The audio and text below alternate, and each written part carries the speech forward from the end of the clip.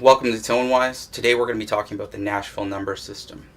Now, a lot of people, when they first hear Nashville number system, they think that's some really complicated way of doing music that's very, very technical.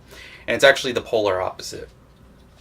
Basically, what it came out of is a way to simplify music down to its core elements, so that music could be transposed quicker and songs could be written, and also assist in producing music. So basically, the short story of it is that as music was getting more and more produced at a quicker pace, and artists were working with musicians and they're having to do a lot of transposing and changing of the music, to do it on regular score takes a massive amount of time. And a lot of times, especially in modern days now, we don't have that time. Budgets are very short. So when you've got so many session guys on there, or producers, or studio time, you don't have a lot of time to really work on that stuff. So what happened is a bunch of artists down in Nashville kind of figured out, hey, we can simplify music down to its core elements.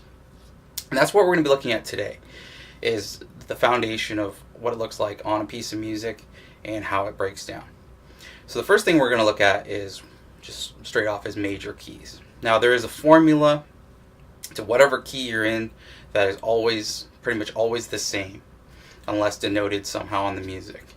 Now, whatever your first chord is, and we're say going to pick the key of G, so that's our one chord. So the one chord is always whatever the main key is. And so we're going to be talking about G. So, for instance, this one, when you see it on a piece of music, you would just see the number 1. And so when you see the number 1, you know the number 1's always major. And that's just the way it is. Now, if you were to see a number 2 on the page, you'd know right away that it's a minor chord. Doesn't matter what it is, what a key it is, that the 2 is, that key is always minor. Moving on to the next chord that would be denoted by the number 3 is a minor chord again. And this is one of the exceptions that sometimes will be changed to a major, but it'll be noted on the music. Now, the other thing you'd see is the number 4. 4 is a major chord.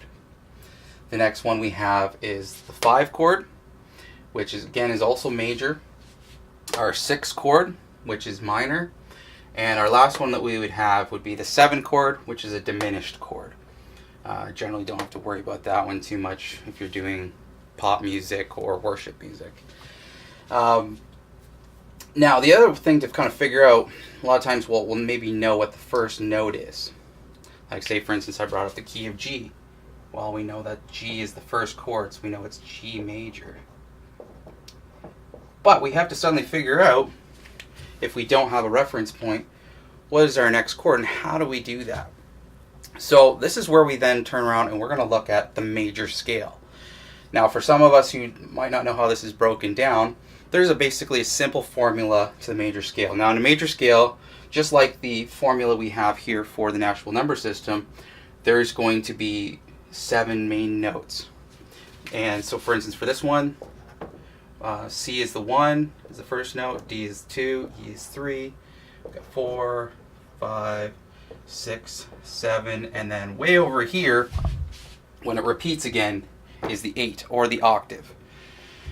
So, if we know what our first note is, and we're going to be using the C scale, to find our second note, between the first note and the second note is always a whole tone. Then when we go between our second note and our third note, it's also a whole tone. Now, in major scales, to go from the third to the fourth, it's only a semitone. So that's just the way it is. It's only that half step going up. Now, between the 4 and the 5, it's another whole tone. Between 5 and 6, it's another whole tone.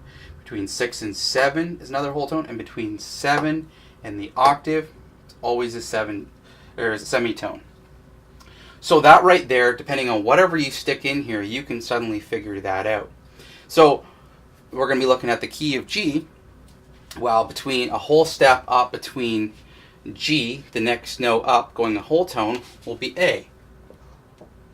If we're thinking about it like a scale. Now, automatically plugging in our formula, we know that that's minor. Now, between A, again going up another whole tone, between our second and our third, we're going to be going to B. So that is B minor. Now, between the third and the fourth, we've got a semitone. So just like our C major scale, we know between the semitone from B is this, it goes right up to C. So that C, we know from our formula, is our fourth note. So it'll be our fourth chord. It is now a major.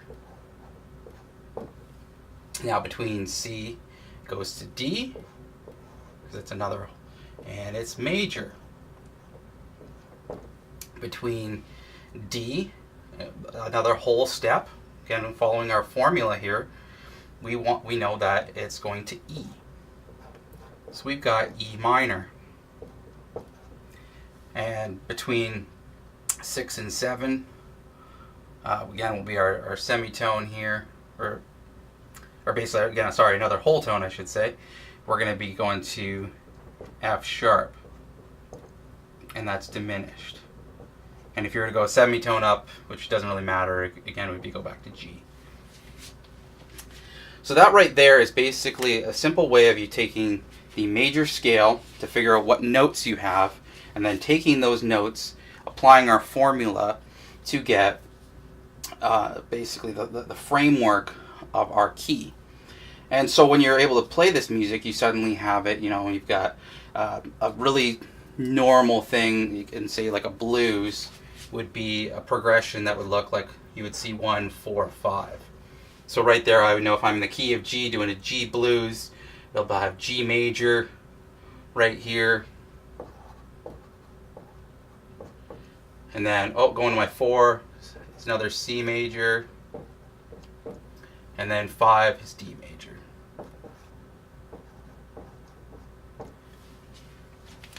And this is the basic formula that we have in terms of the Nashville number system.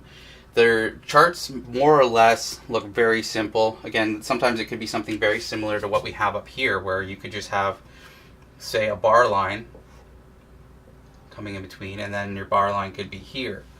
And so we basically have it where, for your first bar is G, and then you could have, say, a couple beats on 4, a couple beats on 5, and then back to the 1. And that's a really simple way of looking at it. Again, this is your formula here. All you have to do is find your reference point, which whatever your starting note is, you apply your scale, then slap in your formula, and away you go. So this will be the first video that we're doing in regards to the Nashville number systems. And one thing I really recommend is a really great book for doing this is The Nashville Number System by Chaz Williams. He's kind of one of the authorities in terms of writing out charts and developing this. This was highly recommended by Brent Mason, who is one of the top guitarists in Nashville. So obviously this is a really great resource, and I really recommend it. All right. Well, that's it for today. You have a good one.